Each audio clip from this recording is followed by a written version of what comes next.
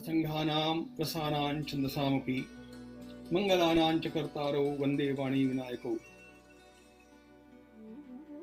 आश्विन नवरात्रि के इस पावन पर्व में मैं आज बैठा हूं जहां मेरा अध्ययन हुआ उस काशी के संपूर्णानंद संस्कृत विश्वविद्यालय के द्वारा जो नया प्रकल्प हाथ में लिया गया है उसका अभिनंदन करने हेतु बहुत बहुत आनंद होता है कि जब से समादरणीय प्राध्यापक राजाराम जी शुक्ल ने इस विश्वविद्यालय का कुलपति पद संभाला है तब से अनेक विध योजनाओं के माध्यम से पुनः एक बार संस्कृत भाषा, वैदिक ज्ञान, अनेक मंदिर, इन सभी का मानव जीर्णोद्धार करने का संकल्प साकार हो रहा है।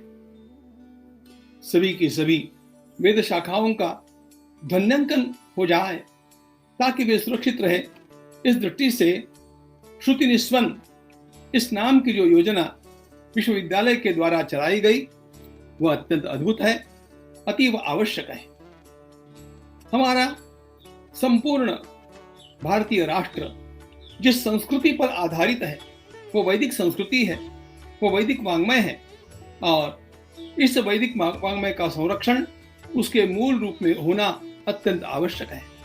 आजकल अनेक लोग वेदों के विचार, वेदों में विज्ञान, वेदों में लोकोपयोगी अनेक विषय, इनका चिंतन, इनका अनुसंधान कर रहे हैं।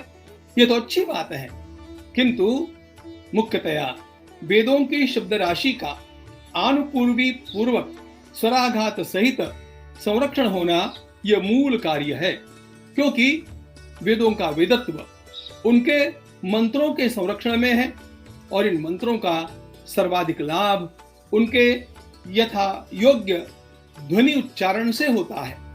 और इसीलिए हमारी परंपरा ने इन वेदों का संरक्षण करने के लिए असंख्य पीढ़ियां लगा दी।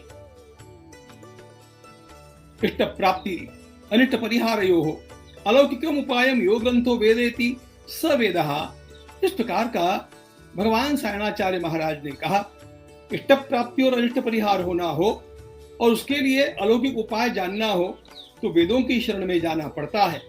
और इसका अर्थ ही यह है कि वेदों के मंत्रों के उच्चारण का जो एक और तरंगों का निर्माण, ध्वनि लहरियों का निर्माण और दूसरी ओर अपूर्व का निर्माण, इन दोनों माध्यम से मनुष्य का भाग्य, मनुष्य का भावी बदल सकता है।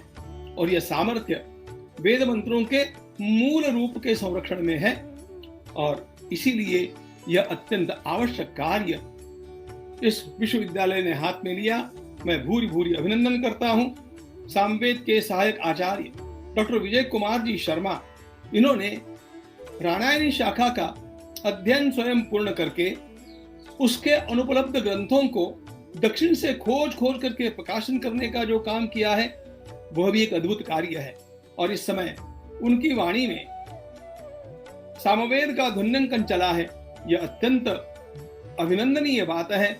मैं इस कार्य के लिए मेरी सारी शुभकामनाएं, साभिनंदन समर्पित करता हूं और सभी से अनुरोध करूंगा कि इस कार्य का प्रोत्साहन हम हर माध्यम से करते रहे ताकि हमारी वैदिक संस्कृति जो भारतीय राष्ट्र का मूल आधार है बची रहे और भारत का भविष्य उज्जवल हो, ताकि विश्व का भी भविष्य मंगलमय हो जाए।